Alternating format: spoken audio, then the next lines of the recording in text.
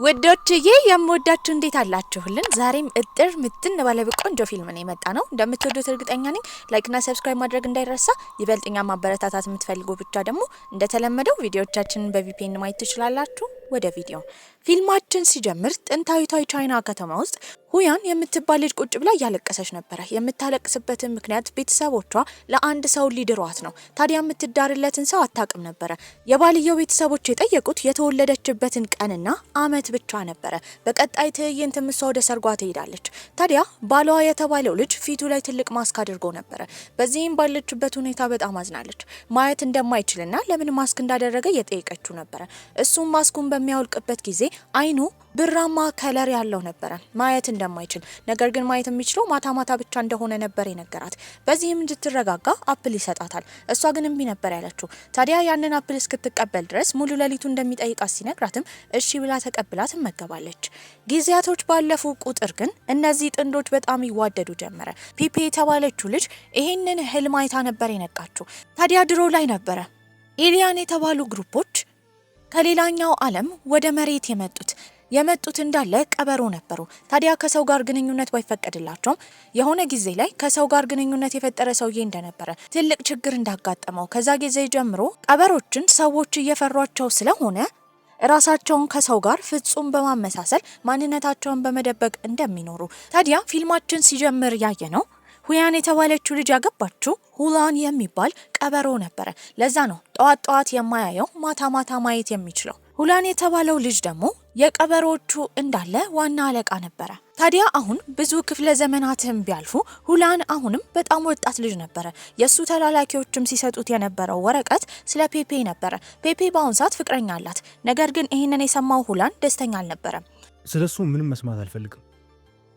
ሁለቱ ደግሞ በቅርቡ መለያየታቸው አይቀርም። እሷ የኔ ብቻ ነው። ታዲያ እሱም በቀጣይ ጊዜ ያላትን ፕሮግራም እንዲያጣሩና ሊያገኛት እንደሚፈልግ እየተናገረ ነበረ። በቀጣይ ጊዜም እሷ የነበረችው ከጓደኛዋ ቲያን ጋር ነበረ። ስትነግራት የነበረው ከሃይስኩል ጀምሮ ስታየው የነበረውን ህልም አሁን በተደጋጋሚ እያየችው እንደሆነ እየነገረቻት ነው። ትርጉሙ ምን እንደሆነ ግራ ገብታቸው ነበረ። በመቀጠልም የፔፔን ፍቅረኛ ጂላንን ለማግኘት ይሄዳሉ። እስካሁን ድረስ ከልጅነት ጀምሮ ሁለቱ ፍቅረኛሞች ቢሆኑ ግን የሚያመሳስላቸው ነገር የለም። ይበልጥ ባይሆን ጂላን ጸባዩም ሆነ ነገረ ስራው የሚመሳሰለው ከፔፔ የልብ ጓደኛ ቲያን ጋር ነበረ። እሷ ወዳለችበት ቦታ ሄደው ሁላን ነበረ። ከሩቅ ሆኖ ይመለከታታል። ጠዋት ጠዋት ስለማያይም አይኑን በመነጽር ይሸፍን ነበረ። ታዲያ አይነ ስውር መራመጃ ዱላም ነበረው። በዚህ ጊዜ እሷ ባጠገቡ ስታልፍ ይጠራትና አቅጣጫ እንድትጠቁመው እየጠየቃት ነበረ። እጁን ስለዘረጋ ግን ገንዘብ እየጠየቃት መስሏት ገንዘብና ያላትን ምግብ ነበር የሰጠችው። አቅራቢያው ሆነው የሚያዩት የእሱ ተላላኪዎችም ባደረገችው ነገር በጣም ደንግጠው ነበረ። ምክንያቱም እሱ ንጉሳቸው ነው። ታዲያ እሱም የጠየቃት አቅጣጫ እንደሆነ ሲነግራትን በመደናገጥ አቅጣጫውን እየመራች ይዛው ትሄዳለች። በዚህ አጋጣሚ ግን አንድ ሰውዬ ቦርሳዋን ይሰርቃታል። እየሮጠችም ሰውየውን ትከተለው ጀመረ። ሰውየው በሩጫ ስለደከመው ሳይክል ሰርቆ ራሱ ቦርሳዋን ይዞ ሄዶ ነበረ። በዛ ሰዓት ተስፋ ልትቆርጥ ሳለ የመጣው ሁላን በመኪና ነበረ። መኪናውን የሱ ተላላኪዎች እየነዱት ነበረ። በዚህም ሰውየውን ሳይክሉን በመግጨት እጅ ከፍንጅ መያዝ ችለው ነበረ። ቦርሳው ተመልሶላት ነበረ። ስላደረገላትም አጎንብሳ ታመሰግናለች። በቀጣይ ቀን የፍቅረኛዋ ጂላን ልደት ደርሶ ነበረ። ስጦታ ምን መስጠት እንዳለባት ግራ ገብቷት ሳለ ሞል ውስጥ እየተዘዋወረች እያለ ያየችው ነጭ ሸሚዝ ነው። ነጭ ሸሚዝ ስለሚወድም ነገር ግን ልኬቱን አታውቅም ነበረ። ቁርጥ እሱን የሚመስል ቁመት ያለው ሰው ስታይ ለማስለካት እሱን ትሄዳለች። ልጁ ግን እንዳጋጣሚ ሆኖ ሁላን ነበረ። ታዲያ ያንን ሸሚዝ የምትገዛው ለፍቅረኛዋ እንደሆነ ሲሰማ ደግሞ በጣም ይናደዳል። እሷም እየሸኘችው እያለ እንደ ድንገት መነጽሩ ወልቆ አይኑን ስታይ በጣም ደንግጣ ነበረ። ወዲያው መነጽሩን አንስቶ ካደረገው በኋላ ከዛ ይሄዳል። ምሽት ላይም የማየት ችሎታው በሚመለስበት ጊዜ ከንዴቱና ከቅናቱ የተነሳ ቤት ውስጥ ያሉ ነጭ ሸሚዞችን እንዳለ እያቃጠለ ነበረ። ተላላኪዎቹን በግርምት እያዩት ነው። በቀጣይ ቀንም ስፖርት እየሰራ ነበረ። ታዲያ በተደጋጋሚ የሚያስበው ስለሷ ነው። ነገር ግን አሁን አይኑ ብራማ ከለር ስለሆነ ሰዎችን ስለሚያስደነግጥ ኮንታክት ይሰጠውና ልክ እንደ ማንኛውም ሰው ከለሩ እንዲለወጥ አድርጎት ነበረ። እሱም ፔፔ ማግኘት ስለሚፈልግ ተላላኪዎቹ ሄደው አፕል እንዲሰጧት ነበር ያዘዘው። እሷ በሌላ በኩል ደግሞ በጣም ታማለች። በተደጋጋሚ እያስመለሳት ነበረ። ጓደኛዋ ሺያጁም ስለሷ ተጨንቃለች። እሷ ሬስቶራንት ውስጥ በነበረችበት ጊዜ ሊመገቡ የመጡት የሁዋን ተላላኪዎች ነበሩ። እንዳመማት ባዩበትም ጊዜ ያንን አፕል እንድትበላ ነበር የሰጧት። እሱን አይኑን ስላየችው ነበረ በጣም ያመማት። ታዲያ ግን እሷ ሌላ ነገር ይሆናል ብላ ስላሰበች አፕሉን አልተቀበለችም። ሆስፒታል ሄዳ ስትመረመረው ፍጹም ጤነኛ እንደሆነች ነበር የተነገራት። የፍቅረኛዋ ልደት ስለደረሰ እሱን ለማግኘት ቤቱ ሄዳ ነበረ። እናትየው ስታያት ግን ደስተኛ አልነበረችም። ምክንያቱም እናትየው ልጇ ዲላንና የፔፔ ልብ ጓደኛ ቲያን ፍቅረኛሞች እንዲሆኑ ስለምትፈልግ ነበረ። ለእራትም በቀረቡበት ጊዜ ድጋሚ ያስመልሳታል። ማንም ሰው ስለሱ አልተጨነቀም። አብሶ እናትየው ዲላን ቶሎ ብለው ፔፔን ከቤት እንዲያስወጣት ነበር ያዘዘችው። ታዲያ ድርጅታቸው ውስጥ አንዲት ሴት እንዳለች በጣም ሀብታም እንደሆነችና ስራዋ ደግሞ የሜካፕና ውበት ላይ ተጽዕኖ ያደረጉ ኮስሞቲክሶችን መስራት እንደሆነ ስሟም ኪዋን ሆ እንደሆነ ማንም ሰው ግን ስለሷ እንደማያውቅ እየተነጋገሩ ነበረ። ስለሷ የማይታወቅበት ምክንያት እሷ ቀበሮ ስለሆነች ነበረ። ነገር ግን ኪያዋ የሁዋን ቀኝ እጁ እንደሆነች ይታወቅ ነበረ። ታዲያ ለሷ ቃለ መጠይቅ ለማድረግም ፔፔን በጣም የምትጠላት የስራ ባልደረባዋ ዋንግ ነበር የታዘዘችው። የዋንግን ጸባይ ያየችው ለቃለ መጠይቅ የመጣችው ኪያዋ ግን በጣም ተናዳ ሰድባት ሁላ ነበረ። ታዲያ ይሄ ስራ በጥሩ ሁኔታ ስላልተሳካ ዋና አለቃዋ ያዘዘቻት ፔፔ ሄዳ ሁላን እንድትከታተለውና ስለሱ እንቅስቃሴ እንድትዘግብ ነበር የተነገራት። ምንም ማድረግ ስለማትችል ወደ ቤቱ ትሄዳለች። ዛፍ ላይ ተንጠልጥላም እያጮለቀች እሱን እየፈለገች ነበረ። እሱም ከጀርባ ይመጣና ምን እያደረገች እንደሆነ ይጠይቃታል። በዚህም ከድንጋጤዋ የተነሳ ይነስራትና ራሷን ትስታለች። እሱም ወደ ቤት ነበር የወሰዳት። እንድትመገብም አፕል ነበር የሰጣት። ታዲያ ከህመማም ስታገግም ቤቱን እየተዘዋወረች እያየች ነበረ። ሁላንም መዋኛ ገንዳው አካባቢ ተኝቷል። ቀርባ በጣም ቆንጆ እንደሆነ እየተናገረች ነው። ወዲያው ግን ተኝቶ የነበረው ሁላን ይነቃል። እሷም ትደነግጣለች። አጠገቡ ከተቀመጠች በኋላ ለቃለ መጠይቅ እንደምትፈልገው እየነገረችው ነበረ። እሱም ችግር እንደሌለውና በቀጣይ ጊዜ ቃለ መጠይቅ እንደሚያደርግ ይነግራታል። ታዲያ መስሪያ ቤት በነበረችበት ጊዜ ግን ኪያዋ እሷ ጋር ትመጣለች። ልብሶችን እንድትመርጥ ጸጉሯ እንድታስተካክልና ዝግጅት ስላለ እዛ እንድትመጣ ነበር የነገረቻት። እሷም ተደናብራም ቢሆን ተስማምታ ቆንጆ የምትለው ልብስ ነበር የለበሰችው። በዛ ጊዜ ጂላን የተባለው ፍቅረኛዋና ቲያን አንድ ላይ ነበሩ። ጂላን ለስራ ወደ ውጭ ሀገር ሊሄድ ነው። ታዲያ እሱን ተከትላ መሄድ የምትፈልገው ፔፔ ግን አብረው እንዲሄዱ ጥያቄ እያቀረበችለት ነው። እሱ ግን ምንም መልስ አልመለሰም። አሁን ጂላንና ቲያን እየተቀራረቡ ነበረ። ጓደኛዋ ሬስቶራንት በነበረችበት ጊዜ ግን የእሱ ተላላኪዎች ይመጡና አሁን ለኢንተርቪው ስትሄድ ሁላንን ለማስደሰት መልበስ ያለባትን ልብስ ነበር የሰጧት። እሷ ግን ለመልበስ አመንትታ ነበረ። ሲጨቀጭቋትም ትስማማለች። ታዲያ ፔፔ ማለት ፊልማችን ሲጀምር ያየናትን በግድ የተዳረችውን የሁያን በ21ኛው ክፍለ ዘመን ድጋሚ ተፈጥራ ነበረ። ታዲያ ድሮን በሚታይበት ጊዜ ሁያንና ሁላን በጣም ተዋደው ነበረ። እሱም እንደ ስጦታ የሰጣት የእጅ ጌጥ ነበር። ታዲያ ግን ጌጡ እጇ ላይ ሲሆን ያበራ ነበረ። በዚህም የነገራት ከቤተሰባቸው ሲወርድ ሲዋረድ የመጣ እስከ ዘላለም የመኖርና የመፋቀር ምልክት እንደሆነ ነበር የነገራት። በቀጣይ ቀንም አርጊ የተባለችውን ልብስ በመልበስ ወደ ዝግጅቱ ነበር የሄደችው። ታዲያ ዝግጅቱ ባህላዊና ጥንታዊ የሆኑ እቃዎች የሚሸጡበት ስፍራ ነበረ። እዛም እየተዘዋወረች እያለ የተገናኘችው ከሁላን ጋር ነው። እሷም ስለዚህ ዝግጅት ምንም እንደማታውቅ ለምን እንደጠራት እየጠየቀችው ነበረ። እሱም ዝግጅቱ ካለቀ ማታ ላይ እውነታውን እንደምታውቅ እየነገራት ነበረ።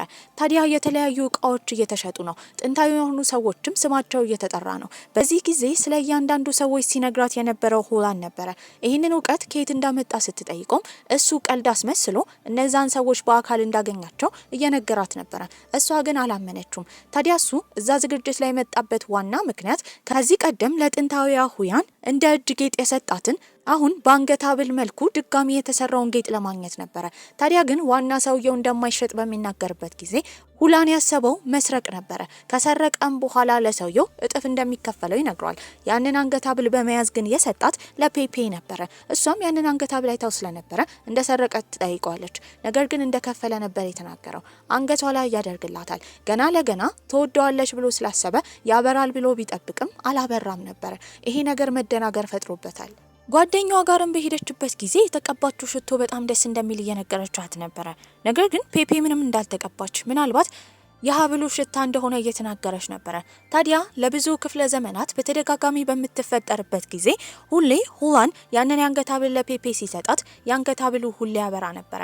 በአሁኑ ግን የሆነ የተቀየረ ነገር ነበር። በቀጣይ ቀንም ዣኦ የተባለ የቀበሮች መሪ ሁላንን ለማግኘት ነበር የመጣው። ሁለቱ ወንድማማቾች ቢሆኑም ነገር ግን በቅርቡ አባታቸው ጡረታ ስለሚወጣ ዋና መሪ ከሁለት አንዱ ስለሚሆን በመካከላቸው የስልጣን ጥል ነበረ። ጃኦም ሲናገር የነበረው ለ100 ዓመታት አይቶት የማያውቀውን አባቱን መጥቶ እንዲያየው እየጠየቀው ነበረ። ነገር ግን ሁላን እምቢ ይላል። ከቤት የወጣበት ዋና ምክንያት ፍቅሩን ለማግኘት ስለሆነ እዚህ ሆኖ ፍቅሩን እንደሚያገኝ እየተናገረ ነው። እሷም ምን አይነት ቃለ መጠይቆች እሱን መጠየቅ እንዳለባት እየተለማመደች ነበረ። በሌላ በኩል እሱ ደግሞ በቅርቡ ስለሚያገኛት ምን አይነት ልብስ ልልበስ ብሎ ግራ ተጋብቶ ነበረ። የጠራትም ወደ ቅንጡ ሬስቶራንት ነው። እሷም እንደዚህ አይነት ቦታ እንዳለመደች ብትናገርም መጀመሪያ ከተመገቡ በኋላ ቃለ መጠይቁ እንደሚቀጥል ነበር የነገራት። እሷ ግን የመጣችው ለስራ ስለሆነ እምቢ ብላ ነበረ። ታዲያ የሚሰራው ስራ ምን እንደሆነ ትጠይቋለች። እሱም ምንም አይነት ገቢ እንደሌለው ሲናገር ምናልባት የሀብታም ልጅ ይሆናል ብላ ነበር ያለፈችው። በመቀጠልም የሚበላው ምን እንደሆነ ትጠይቋለች። እሱም አበባ ነበር ያላት። በዚህ እየቀለደባት እንደሆነ በማሰብም ትናደዳለች። እሷም በመቀጠል ከተማው የተወለደበት የት እንደሆነ ስትጠይቀው እሱ የመጣው ከሌላ ዓለም እንደሆነና የዓለሙም ስም ስካይ ፎክስ የቀበሮች ፕላኔት እንደሆነ እየነገራት ነበረ። አሁንም እየቀለደ እንደሆነ ነበር ያሰበችው። ጊዜዋን እያቃጠለባት እንደሆነ በመረዳትም በንዴት ተነስታ ትሄዳለች። የወጣችውም ቴራሱ ላይ ነበረ። እሱም ተከትሏት ይመጣል። ታዲያ እውነታውን እንድታቅ ስለሚፈልግ እንደሆነ እየነገራት ነበረ። ጭራሽ ግን ይሄ እውነት ሊሆን አይችልም። በዚህም አንድ ነገር ሊያሳያት በማሰብም ወደ ደረቱ ነበር ያስጠጋት። ያኔ የልብ ምቱን በምትሰማበት ጊዜ በደቂቃዎች ውስጥ 3 ብቻ ነበር የሚመታው። በዚህም ቀበሮ እንደሆነ ማረጋገጫ እንደሆነ ይነግራታል። እሷ ግን አላመነችም። ምናልባት የልብ በሽታ ይኖርበታል ብላ በማሰብ ወደ ሆስፒታል እንዲሄድ ነበር የነገረችው። ከዛም ከወጣች በኋላ መንገድ ላይ እየተራመደች ያለ ሰዎች ሊያጠቋት መጥተው ነበረ።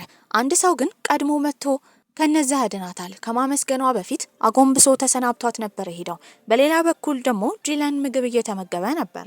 ሊያገኝም የሄደው የፔፔን የልብ ጓደኛ ቲያንን ነበረ። እነሱም ፍቅራቸውን ተማምነው ከዚህ በኋላ ፍቅረኛሞች እንደሚሆኑ ተነጋግሯል። በቀጣይ ቀን ግን ሁላን ነገሮች ስለተገለባበጡ ተናዶ ነበረ። በድሮ ዘመን ላይ ሁል ጊዜ ቀበሮ እንደሆነ የተለያዩ እውነታዎችን ሲነግራት ወዲያው ታምነው ነበረ። በአሁኑ ግን እንደ ቀልድ ነበር ያየችው። ዘመኑ በጣም ስለተቀየረ እንደ ቸኮለ ጓደኛው እየነገረው ነበረ። ታዲያ አንዱ የሱ ተላላኪ እሷን ለማግኘት ወደ ሬስቶራንቱ በሚመጣበት ጊዜ ጓደኛው ሬስቶራንቱ ስለነበረች ትደበቃለች። እሱ ግን እጅ ከፍንጅ ይዟት ነበረ። ታዲያ ከሁላን መራቅ እንደሌለባት እየተነገራት ነው። እሷ ግን አይምሮ ጤነኛ እንዳልሆነ፣ ከዛ በተጨማሪ ደግሞ የልብ ምቱ 3 ብቻ በደቂቃ እንደሚመታ፣ ወደ ሆስፒታል መሄድ እንዳለበት እየተናገረች ነበር።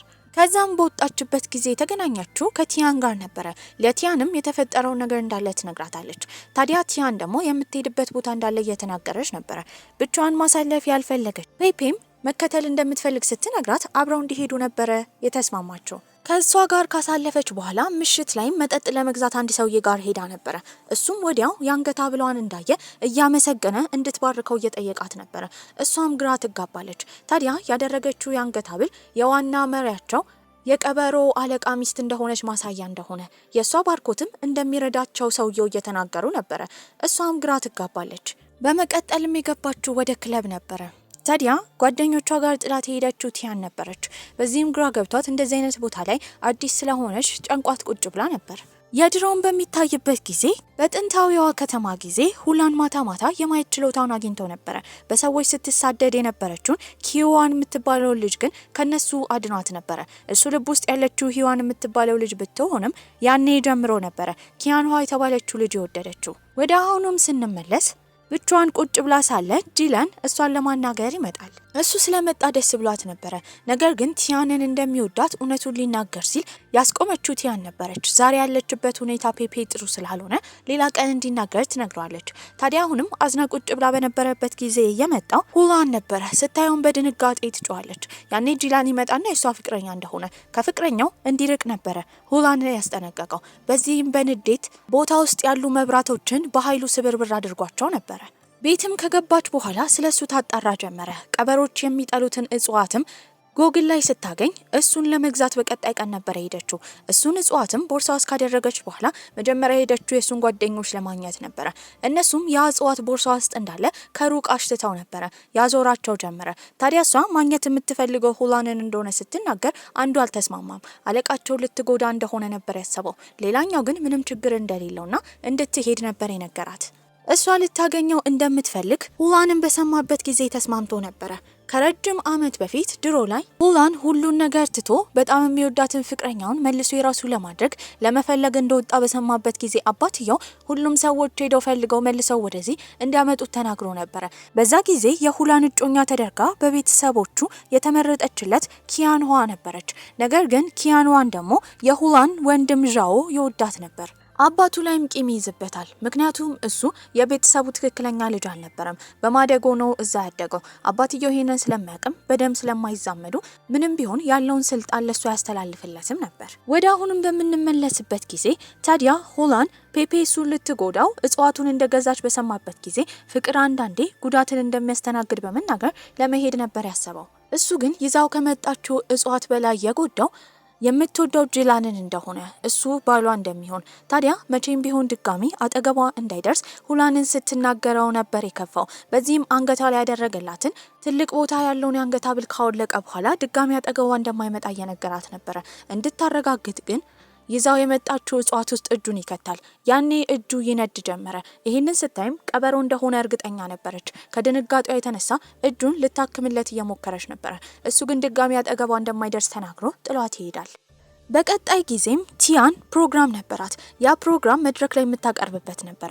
ቀድሞ የመጣው የፔፔ ፍቅረኛ ጂላን ነበረ። ትልቅ አበባም ይሰጣታል። እሱ ከወጣ በኋላ ትንሽዬ አበባ ይዛላት የመጣችው ፔፔ ነበረች። ትልቁ አበባ ከማን እንደሆነ ስትጠየቅም ቲያን የተናገረችው ጓደኛዋ እንደሰጣት ነበረ። ለሷ ስትዋሻት ግን ቲያን የጥፋተኝነት ስሜት ይሰማት ነበረ። ኪያንዋ ደግሞ የተቃጠለ እጁን ሁላንን እያከመችለት ነበረ። አሁንም ከልቧ ትወዷለች። ሁለቱን አንድ ላይ ከሩቅ ያያቸው ዣኦ ደግሞ ከንዴቱ የተነሳ ከተማ ውስጥ እንዳለ በኃይሉ ያለውን የመብራት ኃይል እንዲቋረጥ አድርጎ ነበረ።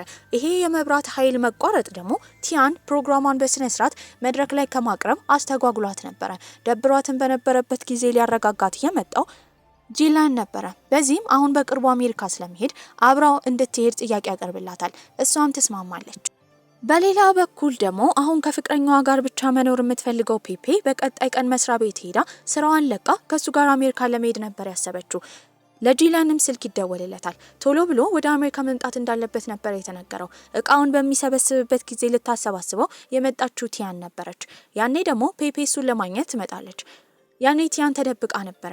ነገር ግን ከዚህ ቀደም ህፃን እያሉ ፔፔና ጂላን አንድ ላይ ጻፉትን ደብዳቤ እያነበበች የጥፋተኝነት ስሜት ተሰምቷት ነበረ። ጂላንም እያጣደፈ ፔፔን ከቤት ያስወጣታል። ጓደኛዋ ጋርም በመሄድ እየነገረቻት ነበረ ለጂላን ብላ ስራዋን እንደተወች። ነገር ግን እሱ አንዴም እንኳን ወደ አሜሪካ እንሂድ ብሎ ጥያቄ እንዳላቀረበላት እየተናገረች ነው። በመቀጠልም ሁላን ከዚህ ቀደም አበባ በላለው ስላላት ያንን አበባ ይዛለት ደና መሆኑን ለማረጋገጥ ሄዳ ነበረ። አሁን እሱ ቀበሮ መሆኑን ስላረጋገጠች ቤት ከገባች በኋላ ግን ብዙ ጥያቄዎች እየጠየቀችው ነበረ። ስታነብም ቀበሮች የሚበሉት የሰው ጉበት እንደሆነ ታዲያ በልቶ እንደሚያውቅ ትጠይቋለች። እሱም ሳያቅ ድሮ ላይ እንደበላ በሀዘኔታ እየነገራት ነበር። ትፈራም ጀመረ። በቀጣይ ቀንም ከጓደኞቿ ጋር ሆና ፊልም ለማየት ሲኒማ ሄዳ ነበረ። ከዛ በወጣችበት ጊዜ ግን ቲያንንና ጂላንን አንድ ላይ ነበር ያየቻቸው። በጣም ትደነግጣለች። መጀመሪያ ለሱ ትደውልና የት እንደሆነ ስትጠይቀው ቦታ ቀይሮ ነበር የነገራት። በመቀጠልም ቲያንን ደውላ ስትጠይቃት ከጓደኛዋ ጋር እንደሆነች ነበር የተናገረችው። በዚህም በጣም ትናደድና ፊት ለፊት ሄዳ ታወራቸው ጀመረ። ጮሃ ሁላ ሰዎች ከባቸዋል። ታዲያ ለምን ቀድመው እንዳልነገሯት እየጠየቀች ነበረ። እሱም ለረጅም ጊዜ ከቲያን ጋር ግንኙነት ጀምሮ ስለነበረ እውነቱን ለመናገር እንደፈራ እየነገራት ነው። ከንዴቷ የተነሳ የሄደችው መጠጥ ቤት ነበረ። እየጠጣች እያለ ግን አንድ መላጣ ሰውዬ እሷን አይቶ ወዷት ስለነበረ መድኃኒት አድርጎ እንድትጠጣ ይጋብዛታል። እሷም ምንም ሳትጠረጥር ጠጥታ ነበረ።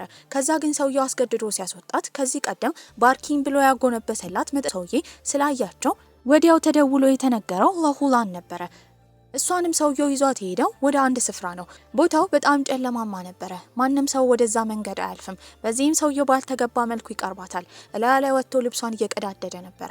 ያኔ ሊረዳት የመጣው በኃይሉ ወደ ግራ የወረወረው ሁላን ነበረ። በዚህም እሷን ይዞ የሄደው ወደ ቤት ነው። እንደዛ ሆና ራሱ ስታለቅስ የነበረው ጂላን ናፍቋት ነበረ። እንባዋን ያየው ሁላንም እየጠረገ እያጽናናት ነበረ። የድሮውም ይታያል። እሱም ለአባቱ ሲናገር የነበረው ሙሉ ለሙሉ የማየት ችሎታውን እንዳገኘ ነበረ።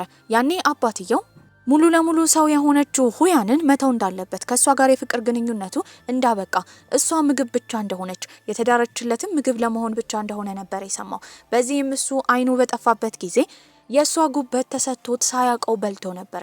በጣምም በአባቱ ያዝናል። እየሮጠም እሷን ለመፈለግ ነበር ሄደው። ታዲያ እሷም መሬት ላይ ተኝታ ደም እየፈሰሳት እያቃሰተች ነው። የማየት ችሎታውን ስላገኘ ደስተኛ እንደሆነች ታዲያ እንዳያዝን ነበር የነገረችው። እሷም ከስካሯ ጋብ ባለላት ጊዜ አሁን ከፍቅረኛዋ ጋር እንደተለያየች ለሱ እድል እንድትሰጠው ሁላን እየጠየቃት ነበረ። እሷም መቼም ቢሆን ድጋሚ ለወንድ እድል እንደማሰጥ ትናገራለች። ሁለቱም ወደ ውጪ ለመሄድ ኤርፖርት ነበሩ። የጥፋተኝነት ስሜት የተሰማው ጂላንም በተደጋጋሚ ለፔፔ እየደወለላት ነበረ። እሷ ግን ስልክ አታነሳም። ታዲያ ኤርፖርትን በመሄድ ከሩቅ ካየቻቸው በኋላ ሁለቱም ስልክ እየደወሉላት ስለሆነ መልካም መንገድ ያለችው ለጂላን ብቻ ነበር። ነገር ግን ከዚህ ቀደም ቫላንታይን ዴይን ከጂላን ጋር ለማክበር ብላ አንድ ሆቴል ቀጠሮ አስይዛ ነበረ። ታዲያ አሁን ፍቅረኛ ስለሌላት መሄድ እንደማትፈልግ ብትናገርም ቀጠሮውን ከሰረዘች ገንዘብ እንደምትከፍል ነበር የተነገራት። በዚህም አብሯት እንዲሄድ የጠየቀችው ሁላንን ነበረ። ቆንጆ ቀሚስ ትገዛለች፣ ጸጉሯንም ተስተካክላ ነበረ። ስትመጣ ሲያያት በጣም ቆንጆ ነበረች። እዛ ሬስቶራንትም ጥሩ ጊዜ አሳልፈው ነበረ። አስተናጋጇን መታ ምግብ ትታዘዛቸዋለች። እሱም የሰው ምግብ ነበር ያዘዘው። ለሱ የሰው ምግብ መብላት ጥሩ እንዳልሆነ ብታቅም አንዳንዴ መብላት ችግር እንደሌለ ተናግሮ በሰው ፊት እሷን እንዳያዋርዳት ብሎ ከተመገበ በኋላ ወዲያው ያስመልሰው ጀመረ። ከዛም ከወጡ በኋላ ብርሃናማዋን የቻይና ከተማ እያዩ ጥሩ ጊዜ አሳልፈዋል። ዝናብም እየዘነበ ነበረ። ታዲያ እሷም ሀዘኑ ስለነበረች ያኔ በልጅነታቸው ጂለንና እሷ የጻፉትን ደብዳቤ የሰጠችው ለሁላን ነበረ። ጮክ ብሎ እንዲያነብላት ትነግረዋለች። እሱም እያነበበ እያለ ግን እንዲያቋርጥ በመናገር ስቅ ብላ ማልቀስ ጀመረች። እዛው ነበረ ሁላንን ጥላው የሄደችው። ከዛ ቀን በኋላ ተገናኝተው አያውቁም። እሱ በተደጋጋሚ ስለሷ ቢያስብም ራሱን በስፖርትና በተለያዩ ነገሮች ለመወጠር እየሞከረ ነው። እሷ ግን ዓለምን እርግፍ አርጋ ትታ ከክፍሏ እንኳን ወጥታ አታውቅም ነበረ። ይህንን ያየችው ጓደኛዋ ይዛት ትወጣለች። ይዛት የሄደችውም እቃ ለመግዛት ነበረ። ይሄ ነገር ሊያስደስታት አልቻለም። ምክንያቱም ጂላን የሚወደውን ብራንድ በአቅራቢያዋ ስታይ ታዝናለች። በመቀጠልም ይዛት የሄደችው ስፖርት ለመስራት ጂም ነበረ። ጂምም ኃይል እንኳን ሊኖራት አልቻለም ነበር። ሁለቱም በየፊናቸው ድባቴ ውስጥ ስለገቡ ጓደኞቻቸው አንድ ላይ ተሰብስበው ምን ማድረግ እንዳለባቸው እያሰቡ ነበረ። በዚህም ኦጊ የሚባለውን ዘፋኝ እሷ ስለምትወድ ሁለቱም አንድ ላይ ወደዛ ዘፈን ኮንሰርት እንዲገቡ ማድረግ እንዳለባቸው ይወስናሉ። አንዱ ትኬት ለሷ ይሰጣታል፣ አንዱ ደግሞ የተሰጠው ለሁላን ነበረ። ሁለቱም እዛ ነበር የተገናኙት። ሩቅ ለሩቅ ነበሩ። ዘፈኑን በሰማችበት ጊዜ ስሜቷ የታደሰ ያህል ነበር የተሰማት። ዞር ብላ ያየችው ሁላንን ነበረ። ታዲያ በአይምሮዋ መፍጠር ጀመረች። እየሮጠች ሄዳ ስታቅፈው ሁላ እያሰበች ነበረ። ዘፈኑም ካለቀ በኋላ ፈገግ ብላ ስታየው አብረው ያወሩ ጀመረ። ያኔ የመጣው ኦጊ የተባለው ዘፋኝ ነበረ። እንዲባርከው ሁላንን ከጠየቀው በኋላ እሷ ዘፈኖቹ ግጥሞቹ በጣም ቆንጆ እንደሆኑ እየተናገረች ነበረ። እሱ ግን ግጥሙን የጻፈው እሱ እንዳልሆነ የጻፈው ሁላን እንደሆነ ሁያን የተባለችው የድሮ እጮኛው በጠፋችበት ጊዜ እሷን ለማስታወስ የጻፈው ጽሑፍ እንደሆነ ትሰማለች። መንገድ ላይም እየተራመዱ እያለ ግን ከዚህ ቀደም እሷን ቦርሳዋን ሊነጥቃት የነበረው ሰውዬ በእነሱ መኪና አማካኝነት ሲወድቅ አጥንቱ ስለተጎዳ ድጋሚ ገንዘብ ለመጠየቅ ጓደኞቹን ይዞ ነበር የመጣው። በዚህ ጊዜ ግን ሁላን አልፈራም። በኃይሉ ከግራና ከቀኝ እያጋጨው ነበረ።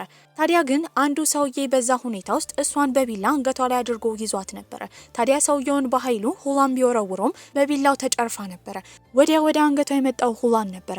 እሱም ሲስማት አንገቷ ላይ ያለው ታዲያ እሱም የአንገት ሐብሉን ይሰጣታል። ከዚህ በኋላ እንድታደርገው አደጋ ላይ በምትሆንበት ጊዜ የአንገት ሐብል ምልክት እንደሚሰጠው እየነገራት ነበረ። ቤት ሆና ገላዋን እየታጠበች እያለ የአንገት ሐብሉን እያየች ተደሳስታ ነበረ። በአሁኑ ስታደርገው በደስታ ነበር የተቀበለችው። ታዲያ ግን ጀርባዋ ላይ የአበባ ምልክት ነበረ። አበባው ያሉት ቅጠሎች 8 ነበሩ።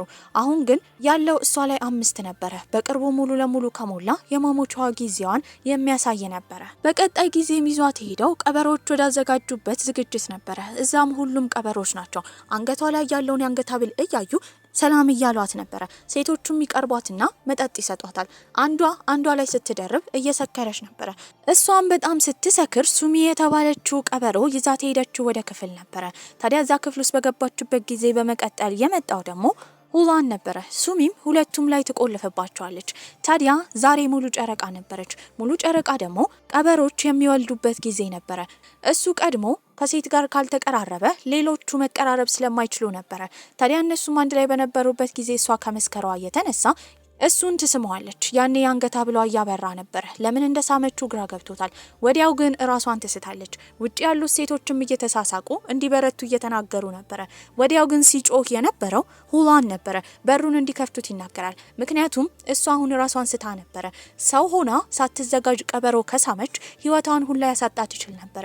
በዚህም ይዟት የሄዱት ወደ ሆስፒታል ነው። ሆስፒታልን ብትመረመር ዶክተሮቹ ምንም ማድረግ እንደማይችሉ እየተናገሩ ነበረ። ያኔ ሁላን ከኪስ ውስጥ መድኃኒት አውጥቶ ሊወጋት ነበረ። ዶክተሮቹ ባይፈቅዱም አብራቸው የነበረችው ጓደኛዋ አንገቷ ላይ ቢላ ካደረገች በኋላ ዶክተሮቹ እንዲያቆሙ ካልሆነ ራሷ እንደምታጠፋ እየተናገረች ነበረ። በዚህም ሆላን መድኃኒቱን ይወጋታል። እሷም የልብ ምቷ ተመልሶ ነበረ። ይህንን ያዩ ዶክተሮቹ እንደዚህ አይነት ተመሳሳይ ሁኔታ እንደሚያጋጥማቸው ታዲያ እንዲረዳቸው እሱ ዶክተር መስሏቸው እየጠየቁት ነበረ። በተመሳሳይ ሁኔታ አንድ ሰውዬም እንደሱ አይነት አጋጣሚ አጋጥሞት እዛ ሆስፒታል ቢመጣም መዳን አልቻለም ነበረ። በሌላ በኩል አሜሪካ ያሉት ቲያን እና ዲላን ህይወታቸው እንዳሰቡት አልነበረም። አብሶ ቲያን ድባቴ ውስጥ ገብታ ነበረ። ዲላን ጠዋት ወጥቶ ማታ ነው የሚገባው። እሷ ደግሞ እንደ ቤት እመቤት ምግብ ሰርታ ቤቱን አዘጋጅታ ነበር የምትጠብቀው። ሙሉ ለሙሉ ጤንነቷን ስታገኝም ፔፔ ከሆስፒታል ወጥታ ነበረ። እሱ ግን እሱ ቤት መሆን እንዳለባት ካልሆነ ቆዳዋ እንደሚሸበሽብና ጸጉሯ ሁላ እንደሚነቃቀል ነግሯት ነበረ። እየቀለደ መስሏት የሄደችው ወደ ራሷ ቤት ነው። ጠዋት ስትነሳ ግን ጸጉሯ እንዳለ እየረገፈ ነበረ። በዚህም ትጮኻለች። ታዲያ እሱ ቤት ነበር የሄደችው። በዚህም እሱ ጋር ስትሆን እየተሻላት ይመጣል። ነገር ግን የትም ብሄር ትከተለው ነበረ። ውሃ ሲቀዳ አብራው ናት። መጸዳጃ ቤት ሲሄድ አብራው ናት። የትም አትለየውም ነበረ። አንድ ቀን ላይ ስትነሳ ግን ጸጉሯ በጣም ረዝሞ ነበር ያገኘችው። ጤንነቷ እንዲጠበቅ ግድ እሱ ጋር መኖር ስላለባት ጸጉሯን ከተቆረጠች በኋላ ሄደችው ቤተሰቦቿ ጋር ነበረ። እነሱንም ልብስ ትጠይቃቸው ጀመረ። ታዲያ እሱ የስራ ባልደረባ እንደሆነ ለትንሽ ጊዜ ለስራ እሱ ጋር መኖር እንዳለባት ትናገራለች። እናትየውም ወዲያው ሁላንን ስታየው በጣም ቆንጆና ሀብታም ስለሆነ ቶሎ ብላ ሻንጣዋን ነበር የሰጠቻት። ከዛ ጊዜ ጀምሮ አንድ ላይ መኖር ጀመሩ። ስትተኛ ሁላ አጠገቧ ቁጭ ብሎ ለረጅም ሰዓት ያያት ነበረ። ታዲያ ቤት የመቀመጥ ነገር ስልችት ስላላትም ወደ ስራዋ ለመመለስ ያስገቡኝ ጥያቄ ለመጻፍ ብዙ ደብዳቤ እየጻፈች ነው። በቀጣይ ጊዜ መስሪያ ቤት ስትሄድ ግን ቦታው ውጥንቅጡ ወጥቶ ነበረ። ዋና አለቃቸው ምጧ መጥቷል። በዚህም ለእያንዳንዱ ሰው ስራ እያዘዘች ነበረ። ታዲያ እሷን ሆስፒታል የሚወስዳት ሰው በምታጣበት ጊዜ በቦታው የነበረችው ፔፔ ይዛት ትሄዳለች። ታዲያ ሴትዮዋን ቆንጅዬ ልጅ ወልዳ ነበረ። በዚህም እዛ እንድትቀጠር ፈቃድ ሰጥታታለች። ነገር ግን ከዛ በፊት ተማሪ ሆና የእንግሊዘኛ ትምህርቷን ማዳበር እንዳለባትና የጋዜጠኝነት ትምህርቷ ላይ እንድትቀጥል ነበር የነገረቻት። እሷም ይሄን በሰማችበት ጊዜ የነገረችው ለሁላን ነው። እሱም ትምህርት ቤቷ ድረስ አብሯት እንደሚማር ነበር የነገራት። እዛ ሲማሩ ተማሪዎቹ ከማተኮር ይልቅ የእሱን ውበት እያዩ እሱን ነበር የሚያዩት። እሱም ጽሁፍ ላይ በጣም ጎበዝ ነው። የተለያዩ ቋንቋዎችን ለረጅም ዓመታት ስለኖረ ስለሚያቅም እንዴት ስሙን እንደሚጻፍ እያሳያት ነበረ። በዚህም ከመቅናቷ የተነሳ እንግሊዘኛ ለመማር ነበር ያሰበችው። የዲክሽነሪ መጽሐፍ እንዳለውም ሲነግራት ያንን መጽሐፍ ለማግኘት አንድ ክፍል ገብታ ነበረ። እዛ ግን የተለያዩ ፎቶዎች ታያለች። እነዛን ስዕል የሳላቸው ሁላን ነበረ። የተሳለችው ደግሞ ሁያን የተባለችው የቀድሞ ፍቅረኛው ነበረች። ይሄን ባየችበት ጊዜ ማን ትሆን ብላ ታስባለች። ታዲያ ከዚህ ቀደም ዝግጅቱ ላይ ያገኘቻትን ሱሚ የተባለችው ልጅ ለማግኘት ነበር የሄደችው። እሷ ጋርም ሄዳ ስለተሳለችው ልጅ ትጠይቃታለች። እሷም ከ900 ዓመት በፊት የተፈጠረ ታሪክ እንደሆነ በመናገርም ሁለቱ በጣም የሚዋደዱ ፍቅረኛሞች እንደሆኑ ታዲያ የሆነ ጊዜ ላይ እሷ አይነ ስውር ስለነበረ የማየት ችሎታውን ቢያጣም ሁያን የልብ ብርሃኑ ሆና መንገዱላ ስትመራው እንደነበረ፣ አንድ ቀን ላይ ግን የሱ አባት እሷን ከገደላት በኋላ ጉበቷን አውጥቶ ለሱ ስለመገበው የማየት ችሎታውን እንዳገኘ፣ ከዛ ጊዜ በኋላ በንዴት አባቱን ትቶ እንደወጣ፣ በዚህም የተለያዩ ቀበሮችን ሲመራ እንደነበረ፣ ለዚህም እንደሆነ ቀበሮቹ ሰሜንና ደቡብ ተባብለው እንደተከፋፈሉ እየተናገረች ነበረ። ታዲያ የሰሜኑ መሪ ዣኦ የተባለው የሱ ወንድም እንደሆነ፣ የደቡቡ መሪ ደግሞ ሁላን እንደሆነ እየነገረቻት ነበረ። ታሪኩንም ስትሰማ በጣም ታዝንለታለች። ቤትም ስትገባ እሱ ተኝቶ ነበረ። ታዲያ አጠገቡ ከተቀመጠች በኋላ አሁን አብሯት ያለው እሷን ወዷት ይሆን ሁያንን ሆና ድጋሚ ስለተፈጠረች ግራ ስለገባት፣ አሁን ደግሞ ለሱ ትልቅ ፍቅር ስላዳበረች የተጠቀመባት ያህል እንደሆነ ስለተሰማትም እቋን ሰብስባ ነበር የወጣችው። ታዲያ ግን እሱ ለምን ጥላው እንደሄደች ግራ ገብቶት ነበረ። እናቷም ስታገኛት መጀመሪያ የጠየቀቻት ገንዘብ ነበረ። ከዚህ ቀደም ገንዘብ ራሱ ከድሮ ፍቅረኛዋ ጂላን ብዙ ብር እንደተበደረች ትነግራታለች። ታዲያ አሁን ግድ ገንዘብ ለማግኘት ማድረግ ያለባት ስራ መስራት ነበረ። ስራም የገባችው በአስተናጋጅነት ነበረ። በዚህም አንድ ደንበኛ ወደዛ መጥቶ ያሰቃያት ጀመረ። ያላትን ካላደረገች እንድትባረር እንደሚያደርግ እየተናገረ ነው። ታዲያ ያላትም መጠጥ መጠጣት ነበረ። ልክ ልትጠጣ ስትል ግን የመጣው ሁላን ነበረ። ተቀብሎም እሱ ይጠጣላታል። ታዲያ ግን ወደ ውጪ ነበር የወጣው። እሷም አለቃዋ እየጠራት ራሱ ተከትላ ወጣ ነበረ። ምክንያቱም መጠጥ ከጠጣ እንደሚያሞት ታውቃለች። እሱም በተደጋጋሚ እያስመለሰው ነበረ።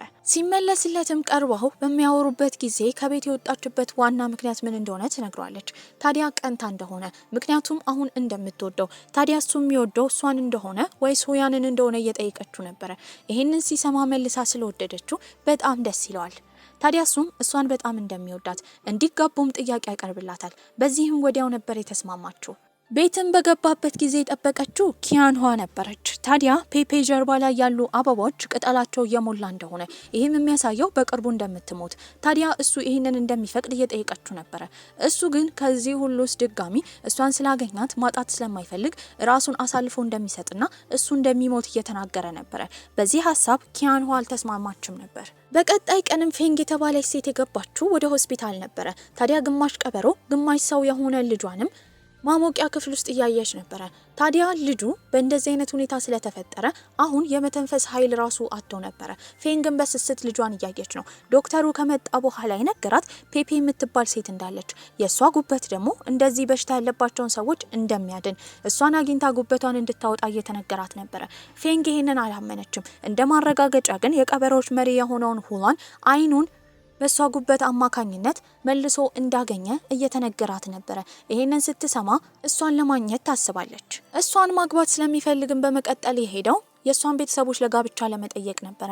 ታዲያ ግን እናትየው ፍቃደኛ አልነበረችም። ምክንያቱም ልጇና የሷ ባል ጸባያቸው አንድ አይነት እንደሆነ፣ የዋዎች እንደሆኑ፣ ሰዎች እንደሚጠቀሙባቸው፣ ታዲያ እሷ የሚያስፈልጋት ሀብታም ባል ሳይሆን የሚወዳትና የሚጠብቃት ባል እንደሆነ እናትየው ትናገራለች። ታዲያ እሱ ምን ያህል እንደሚወዳትና ምን ያህል እንደሚጠብቃት ሲናገር እናትየው ራርታ ለሰርጋቸው ትስማማለች። ታዲያ ጄለንም ወደ ቻይና ተመልሶ ነበረ። ፔፔንም ለማግኘት ወደ መስሪያ ቤቷ ይሄዳል።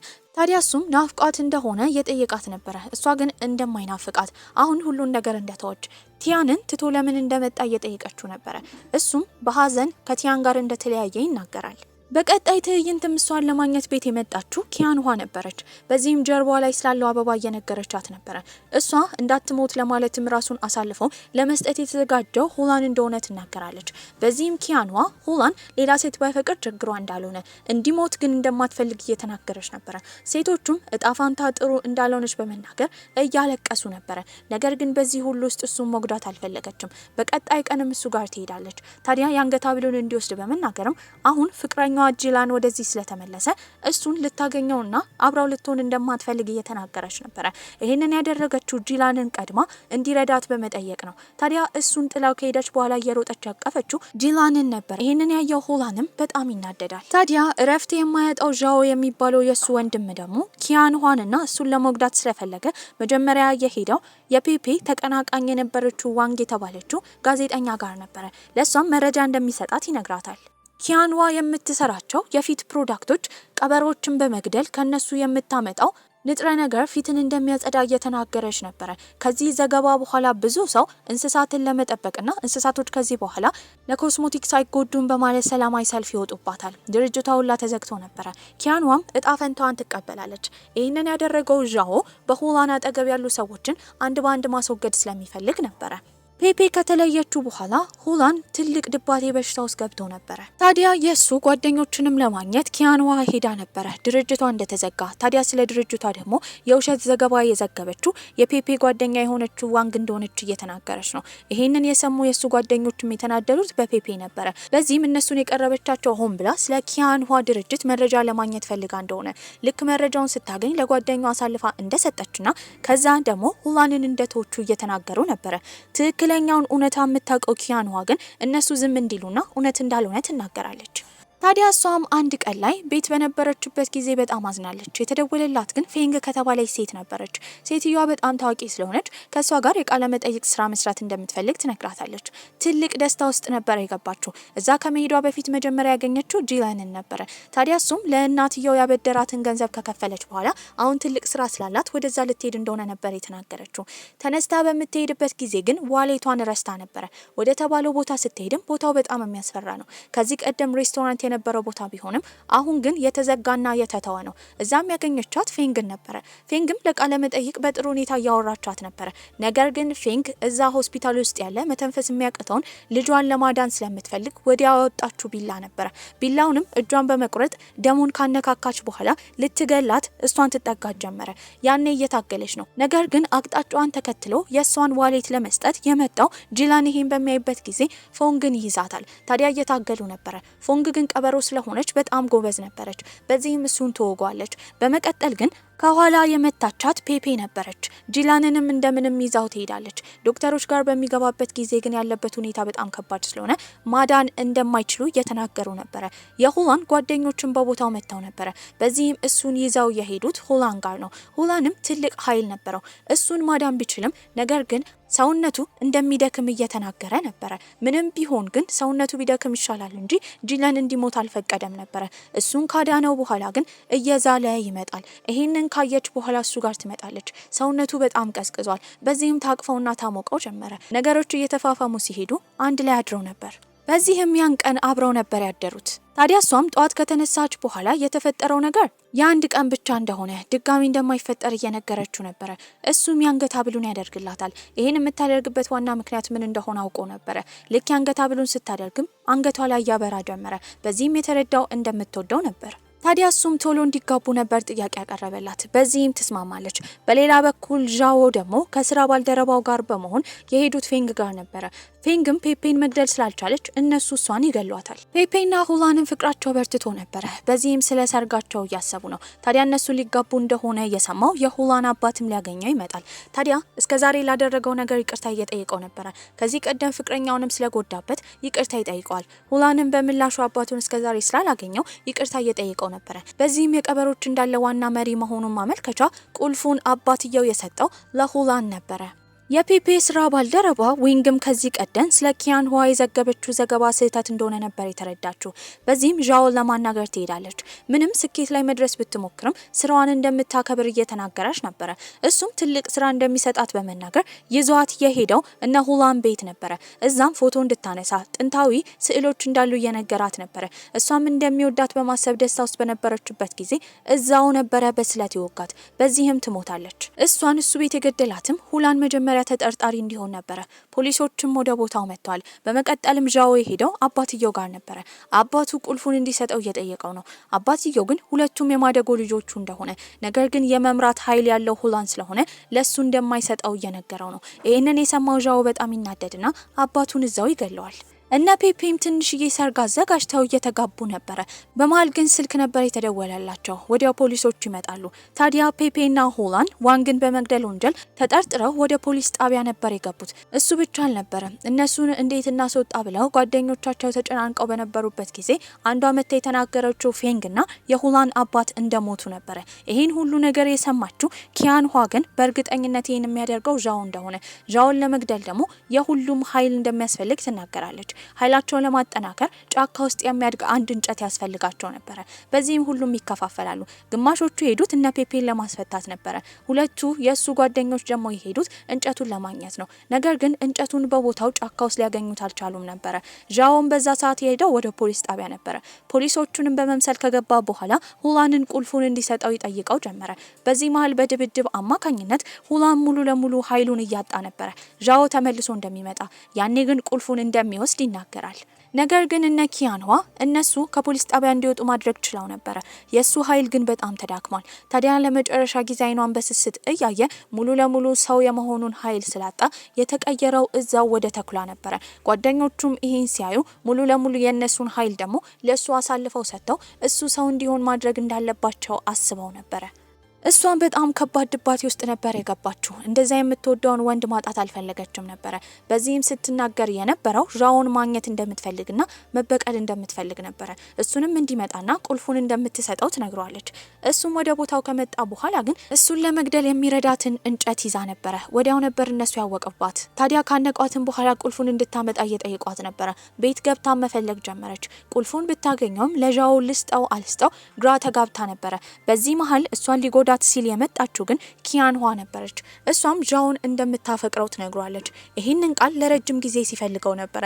ታዲያ ሁሉን ነገር ለማጥፋትና ዋና መሪ ለመሆን የፈለገበት ትልቅ ምክንያት እሷ እንድትወደው ለማድረግ ብቻ እንደሆነ እየነገራት ነበረ። በመጨረሻም ተስፋ ይቆርጣል። ታዲያ እሷም ከሳመችው በኋላ ሰውነቱ ድንዝዝ በሚልበት ጊዜ እንጨቱን ተጠቅማ እዛው ነበር የገደለችው። ነገር ግን ኃይላቸውን በመጠቀም ሙሉ ለሙሉ አንድ ቀን ላይ ሁዋን ሰው እንዲሆን ለማድረግ አስበው ኃይሉን ወደሱ አስተላልፈው ነበረ። ታዲያ ግን እሱ ምንም ሰው ቢሆንም መልሶ ግን ያለውን ትውስታ ማግኘት አይችልም ነበረ። ጊዜያቶችም ያልፋሉ። አሁን ከ6 ወር በኋላ ፔፔ ስራዋ ላይ አተኩራ ነበረ። እዛ ያሉ ተኩላ የነበሩ ጓደኞቿ እንዳለ አሁን ተኩላ ሆነው የሰውነት አቅማቸውን አጥተው እሷ ጋር ነበር የሚኖሩት። ሁሉም በየፊናቸው ደስተኛ ቢሆኑም ፔፔ ግን ደስተኛ አልነበረችም። አሁንም የምታስበው ስለሱ ነበረ። በዚህም አንድ ቀን ባስ ውስጥ በነበረችበት ጊዜ ቁርጥ ሁላንን የሚመስል ሰው ነበር ያየችው። በመደናገጥም ምናልባት ሌላ ሰው ይሆናል ብላ አመንትታ ስትተው ልጁ ወደ ባስ ውስጥ ገብቶ ነበረ። እሱም ወደ አጠገቧ ከመጣ በኋላ የጣለችውን እቃ ይሰጣታል። ያኔ ድርቅ ብላ ትቀራለች። ታዲያ ስሙ ሁላን እንደሆነ ሲነግራትም ሁላን የሚባለው ስም ጥንታዊ ትርጉሙን ነበር የነገረችው። ካጠገቡ ካሉ ሰዎች እንዳለ እሷ ብቻ ትርጉሙን እንዳወቀች እየነገራት ነው። አሁን ጭራሽ አያስታውሳትም። ሙሉ ለሙሉ ረስቷት ነበረ። እሷ ግን ስትናገር የነበረው እዚህ የመጣችው ጓደኛዋን ለመጠበቅ እንደሆነ ነበረ። እሱም አብሮ እንደሚያጠባብቃት እየነገራት ነው። ነገር ግን በመጀመሪያ እይታ የወደዳት ይመስል ነበረ። እዚህም እነሱ የወደፊታቸው ላይ አብረው እንደሚሆኑ ከአይናቸውና ከአመለካከታቸው ያስታውቅ ነበረ። ታዲያ ይህ ቆንጆና አጭር ፊልማችንም እዚህ ላይ አብቅቷል። ደህና ቆዩልኝ።